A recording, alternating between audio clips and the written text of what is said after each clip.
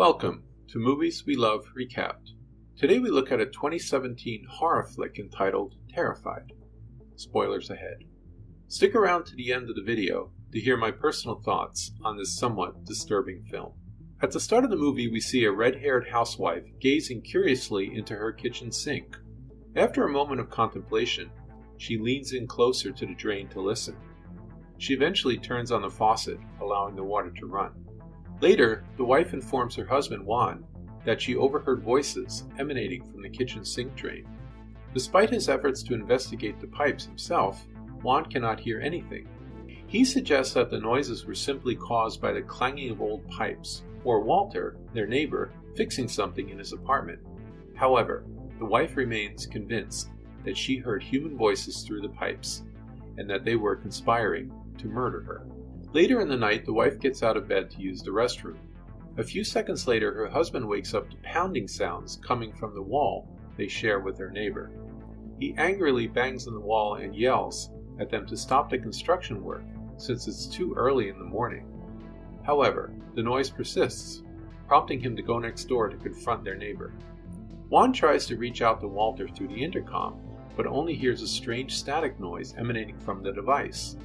He returns to their apartment only to realize that the thudding sound is actually coming from their bathroom. As he enters, he is horrified to see smears of blood on the wall, and his wife levitating with an unseen force banging her body against the wall. Despite Juan's efforts to restrain her, her body continues to flail until she becomes a bloody mess. Eventually, the authorities are notified, and Juan is escorted to the police station. Later, he receives a visit from 3 paranormal investigators, Jono, Mora, and Rosenstock. Unlike the police, they accept Juan's account of events without hesitation, and express a keen interest in learning more about his wife's fate and the peculiar occurrences in their community. Juan commences his tale with an incident that took place in front of his home.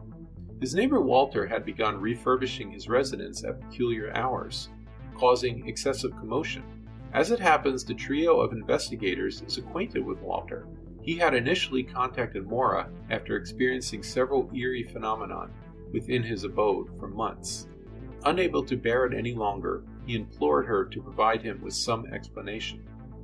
Due to the spine-chilling events that occurred every night, Walter was unable to get any sleep.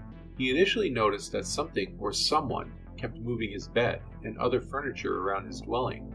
He sensed a sinister presence and became so frightened that he would take refuge, hiding under his covers.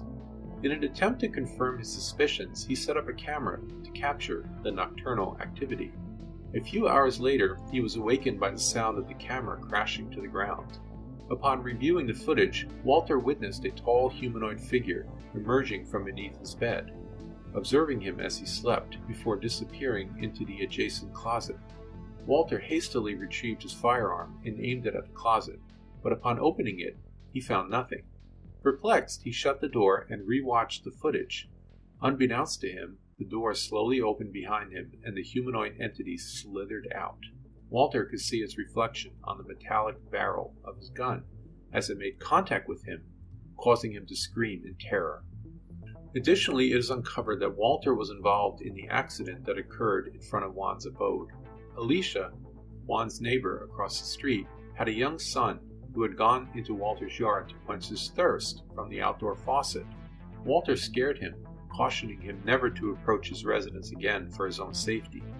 Walter's intention was to protect the boy from the entity that dwelled within his home, but the child became frightened, hastily left the premises and wandered into the middle of the street, where he was struck by a bus and killed instantly. Police Chief Funes got in touch with paranormal investigator Jono to inform him about the strange death of a boy, as well as the even more bizarre occurrence that took place after his death. A few days following her son's burial, Alicia heard scuffling sounds at her doorstep. Upon looking out the window, she spotted muddy footprints leading to her door, along with the shadow of a young boy. In response, the police chief dispatched a police car to retrieve Jono, who then arrived at Alicia's house. Inside, Alicia was in a state of shock and struggling to speak. She claimed that her deceased son had returned to life and had even come back to her home. The boy had left muddy footprints and had sat at the table, where Alicia had prepared cereal and milk for him. When Jono entered the kitchen, the boy was still in the same position. This perplexing resurrection prompted the police chief to enlist the help of his old acquaintance Jono to investigate. Jono approached the corpse, which was sitting frozen at the table. He noted that it had a putrid odor. The boy's fingers were torn, presumably from scratching in his coffin and the dirt to escape his grave. Suddenly, the glass of milk on the table tipped over and spilled. Both Jono and the police chief instinctively surmised that the corpse had moved and pushed the glass. In the morning, Jono departed from the house and spotted Maura taking pictures outside Walter's residence. He recognized her as a fellow paranormal investigator and inquired about her purpose there. Maura had obtained the tape recordings from Walter and decided to take on his case. However, upon her arrival, she discovered that he was no longer present, and the house was vacant. She also mentioned that whenever she pressed the intercom, it appeared as if someone was answering from the other end, but she could only hear static. Jono swiftly realized that there may be a link between Walter's case and the strange events surrounding Alicia's son. Consequently, he introduced Maura to Police Chief Funes. Meanwhile, Maura photographed the muddy handprints on the front door and observed that not only were there prints on the doorstep, but there were also footprints on the wall. This indicated that the boy had walked up the wall as well. Jono brought Maura inside the house, where she scrutinized everything, including the corpse of the boy on the table. Afterward, they both sat down in the living room, and Jono shared his journey of becoming a paranormal investigator. He had previously worked as a coroner for several years, until one day when a corpse began to wake up and converse with him. In turn, Maura revealed the details of Walter's situation and the tapes that he had sent. As they converse, a young neighbor stealthily enters the house and discovers the lifeless body of the boy. Suddenly, the cadaver's head rotates, causing the neighbor kid to shriek and drop his school bag before sprinting away in terror. The three investigators specializing in the paranormal phenomenon suspect that something supernatural is occurring in the neighborhood. They decide to split up and stay in different houses. Rosenstock and the police chief occupy Walter's house. Jono stays in Alicia's, and Maura stays in Juan's house. Later, while exploring Walter's house, Rosenstock shines a UV light in the bathroom and notices strange symbols glowing on the wall. In the kitchen, they witness utensils sticking out of the cabinet bottom. Suddenly, one of the utensils slices through Rosenstock's hand. Something from within the cabinet begins to suck the blood from the wound, prompting the police chief to pull out his gun. After managing to remove his hand, Rosenstock and the chief proceed to the living room, where he calls Maura and reveals that Walter's house is the epicenter of the paranormal activities. He instructs the chief to erase all traces of blood. However, the chief is frightened by the strange occurrences and decides to leave. Before he departs, Jono informs him that there is someone in Walter's front window who isn't Rosenstock or the chief. The chief searches the house, but finds no one. Jono sees the same humanoid creature that Walter had captured in his camera in the window. The creature attacks him suddenly. Meanwhile, Rosenstock discovers two humanoid creatures in the dark space under Walter's bed. Rosenstock smiles at his discovery, and the chief runs out of the door in fear. Maura inspects the crack of the wall in Juan's house, while Rosenstock calls and tells her about the discovery. The news pleases her. Later, the police chief goes to Alicia's house to look for Jono, and he finds the front window shattered.